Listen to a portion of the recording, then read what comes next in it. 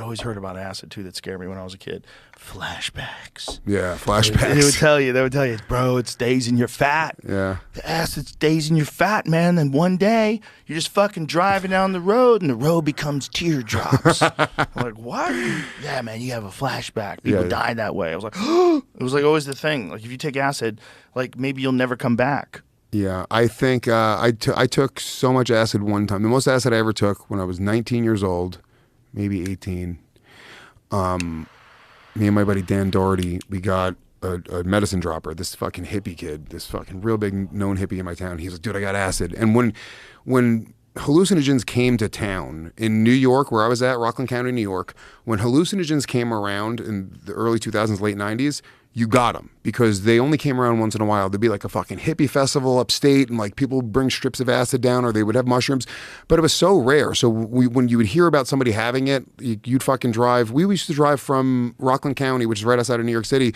We used to drive up to Albany because there was a guy that would get it up there and we would fucking pick it up when he had it. And he had it like twice a year. He was like $3 a hit, which was super cheap. And then my buddy Dan, I remember he did like 2 drops, and I was like, oh, sweet, dude. He's like, all right, let me do another one. And then he went, and I did 2. And then he was like, I'm going to do another one. And then he went, and squirted it. And I went, holy shit, dude. I was like, well, I can't let you do that by yourself. And I went, oh my God. It. We gave it back to the guy, and he looked how much was left in it. He was like, dude, he was like, don't pay me. He was like, you didn't get this from me. And then he just walked away from us. Wow. And then within 10 minutes, dude, within 10, you know, as it takes like 45 minutes to come on? Mm-hmm. 10 minutes, I'm talking about on another planet, dude. Another fucking planet. Just within 5 minutes of that, I lose Dan. Dan's running down the street like a lunatic. When you say another planet, like what are you experiencing? Just extreme, like, I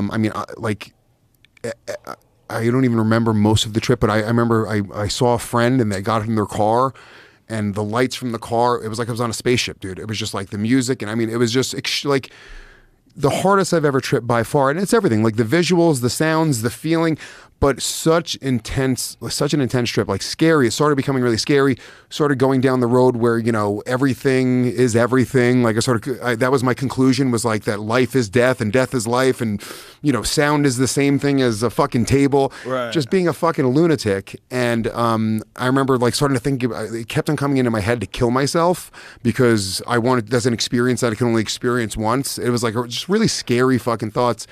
And I tripped for 2 full days, 48 hours straight, didn't sleep, just kept on tripping. Then I finally fell asleep, and then the next morning I woke up, and it was like I had taken a hit of acid the next morning, but it was normal enough that I was like, so really for like 3 days I tripped. And when you were tripping, what did the world look like? There was just like the world, I mean, it's a great question. It's a really great question. I'm trying to remember what my perspective was on how the world looked. I remember being at a Dunkin' Donuts and just sitting there at the table and just fucking thinking about numbers a lot and just fucking... Numbers? Yeah, and everything was just fucking brighter. It wasn't pleasurable at all. It wasn't like... Why were you thinking about numbers? I don't know. I was just, the numbers were just like coming into my head and I was just repeating like fake math equations that weren't real. How do you know they weren't? Maybe they were real. I know where you wrote those bitches down. What if you wrote those bitches down and someone like Eric Weinstein would look at them and go, what are you doing here? Where did you learn this? Oh my God, this is the solution. And they run over to one of those fucking Goodwill Hunting chalkboards. I figured it all out. Imagine if that's what ideas are when you're tripping. What if you're catching like an alien life form it comes in the form of an idea. I've thought about this a lot. I know it's a stupid premise, but everything that people have made ever has come from ideas.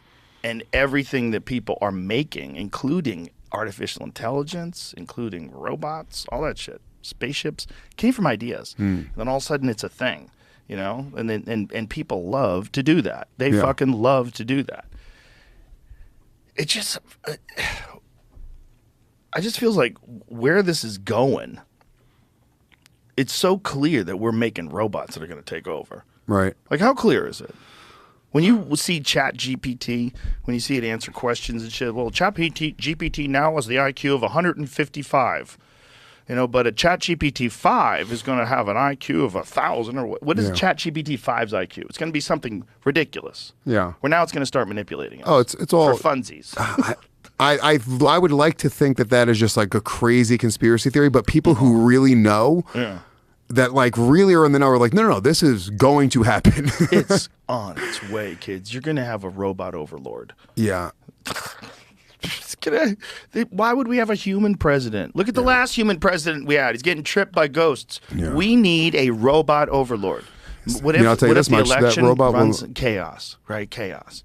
There's the fucking the Biden camp claims that they won, the Trump camp claims that they won, and there's fucking holdouts in the Senate, and there's fucking chaos in the streets, and rocks are flying, and at the same time, artificial intelligence reaches a solution. That instead of human beings with their fragile emotions and egos, why don't we govern with logic and intelligence based on all the known facts? Yeah. In a way that's beneficial to everyone, both robots and people. Let us run things. Sit back, relax. Need to stop all the wars. We can stop all nuclear bombs from ever being deployed. Yeah. We also can go and disarm all these countries. Or we can arm every nuke right now and fucking point it at all the humans. Yeah. Yeah, that's the big fear, right? Is that they'd fucking... No. The big fear is it would be really simple to kill off the human race. All they would have to do ethically is stop us from having babies. Yeah. That's it.